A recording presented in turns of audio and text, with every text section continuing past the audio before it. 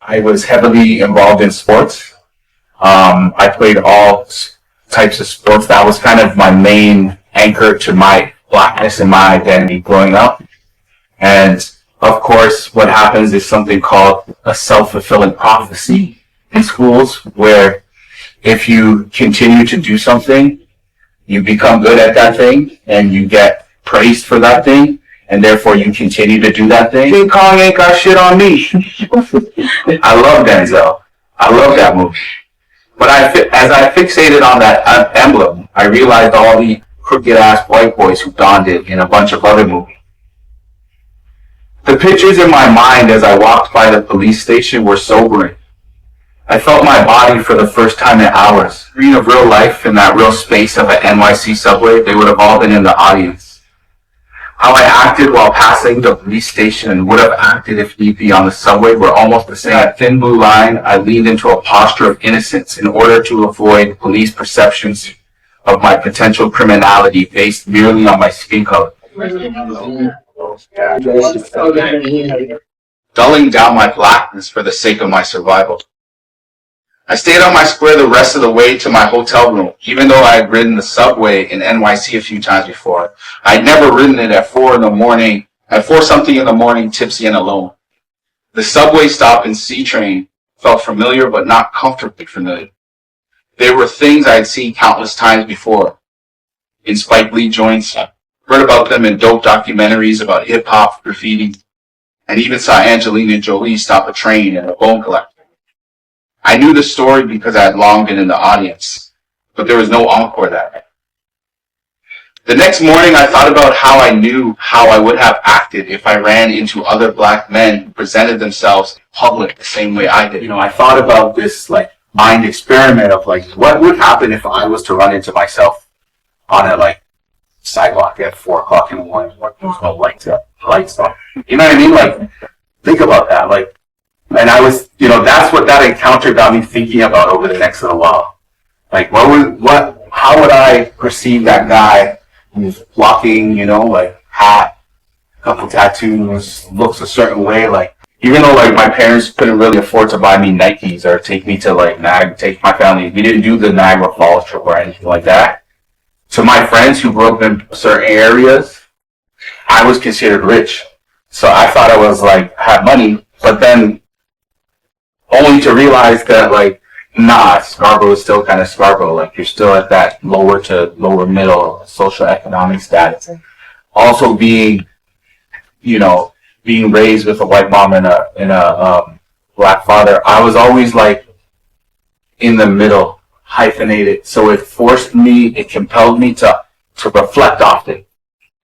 So that was a skill that I kind of just built up over time. I always consider myself an educator regardless of where I'm at and what I'm doing. I no longer teach in public schools. I teach in university now.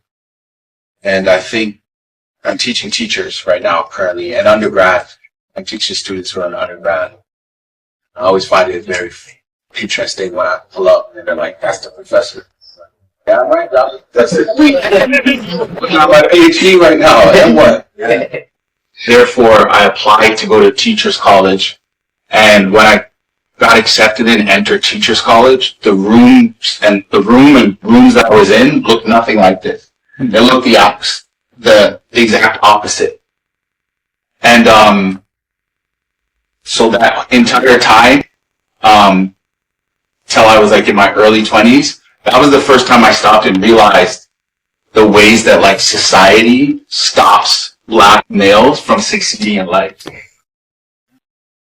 I think it is very important to develop a circle with your friends or whatever, and tell them truths, tell them how you actually feel. You know what I mean?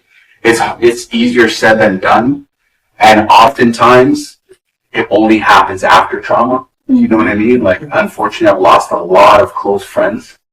And it's always at the funeral or after the fact that we tell each other, I love you. We need to see each other more often. We need to be more real. We need to talk about these things before we're at another one of these. And then we don't. And then we're just at another funeral. Right? Trying not to cry in front of our friends. Right? And I think, for me, it's important to like cultivate aura of communication amongst your brothers, like amongst your friends, that you're able to like tell them the truth. You know? I think that it's a luxury to be oblivious to privilege, right? And certain people are able to walk around in the world and not realize the current that they're swimming in. I find this very drastic for black males. A psychic trauma that happens, and in this instance I'm talking about perhaps encounters with police, right? I remember not the first time, but one of the early times when I encountered a police officer.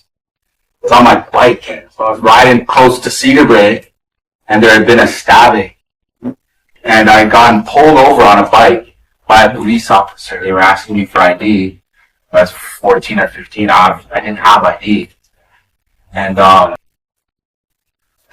like, in a gist, that is just what cyclically happens over and over and over again. But I think the one thing that that school boards and schooling in general can do is opening up pathways for people who are dynamic in the community to be teachers.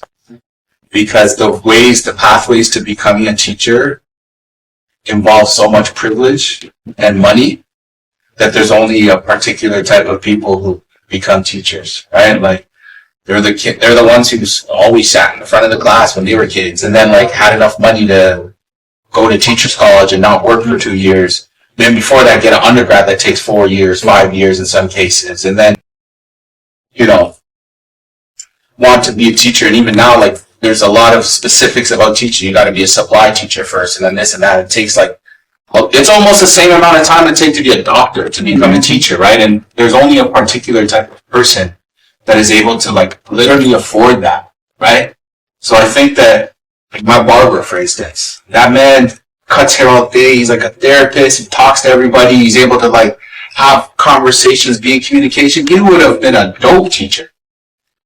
Young boy Abdi, amazing, loves his community, right? Like there's I don't know if you know Bubba, like in football, like think about all the people that you've encountered and like, hell, you would have been amazing helping like youth, right? So I think opening up the pathways to people to have access to becoming teachers would be the first step. It's important for black men to model ways in which to be soft towards other black men and share their insights in a way, so to speak, to tell other black men, their friends, their brothers, their uncles, their family members that they actually love them.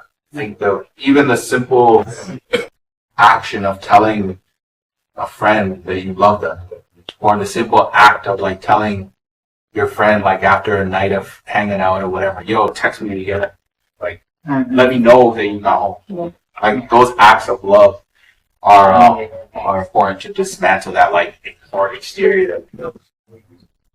Black males are traditionally boxed in to limiting ways that they are allowed to exist. Right? I don't know if you can tell, I'm very passionate about this topic. When I first started teaching over a decade ago, almost 15 years ago, I think I wrote about it in this book actually. The chapter's called Drip or Drown. The first thing I did on Labor Day weekend before the school year started is drive up to the outlets by Niagara Falls. Went to Tommy Hilfiger, bought khakis, bought plaid shirts. When I went to school, took my earrings out, took my chains off, bought Sperry's, you know what I mean? Like, and covered my tattoos because there's a perception of like what it means to be a teacher. Yeah. And the same way there's a perception of what it means to be a teacher, what it means to be professional, what it means to show up. There's also pressure and perception for young kids of what it means to be a student. Think about that, right? So what needs to happen is those boxes need to be shattered. Like there needs to be what I call like a fluidity of black aliveness, of black masculinity. Black males ought to be allowed to pull up to school however the hell they want and still get them grades. But it takes two to tango. Like teachers' mentality, like society's mentality has to slowly change. So the sub part of that is how does it change? Now that's another big question because there's a lot of different ways how it could change. I think the most immediate way that it could change, as my guy was talking about, the idea of mentorship, right? And at that time, my first year, there was only like one black boy. And the first thing I did, we sat in a circle. I'm like, okay, what's your name? And like, what do you want to do when you grow up? And they were 7th graders, 6th and 7th graders. You know, everyone, oh, I want to be an NBA player, whatever. This kid was like, yeah, he was the only black kid. He's like, yeah, I want to be a security guard in the mall. I'm like, why do you want to be a security guard in the mall? Because my dad's a security guard in the mall. No shade, like no disrespect. That's hard work and honorable job, but like that's the limitations oftentimes that are put on people, right?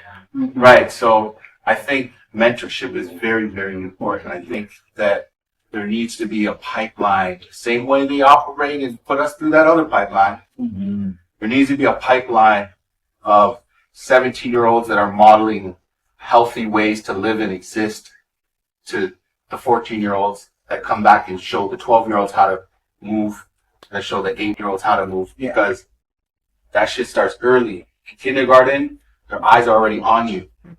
Like they're watching you. Within my circumstance, I've just been propelled around so many people just dropping out that we are forced to have vulnerable conversations, right? We are forced to like confess to our like the tears that are coming out of our face because you lose loved ones. So at that moment, you realize like what is important, right? So I do agree with the talk therapy not always being the solution, but for me, I'm invested in it. Like as somebody who's engaged and involved in like writing and communicating through literature, I just think it's important on a foundational level to be in communication with community, but also I think like what I also think is important is to do that self work. Like to one of the most important things I think for younger black men, like teenagers, is to like reflect, like to be willing to revise, right? Don't let them turn you into what they think you're supposed to be. I think that's very important for young fellas to understand, like all that mask, do-rags, whatever you want to wear, that's their readings of you. So like just show up how you want to show up, but take care of your business and you'll be happy at your younger self in 10 or 20 years if you just maintain that and don't hate yourself for what they want you to hate. I think that's all.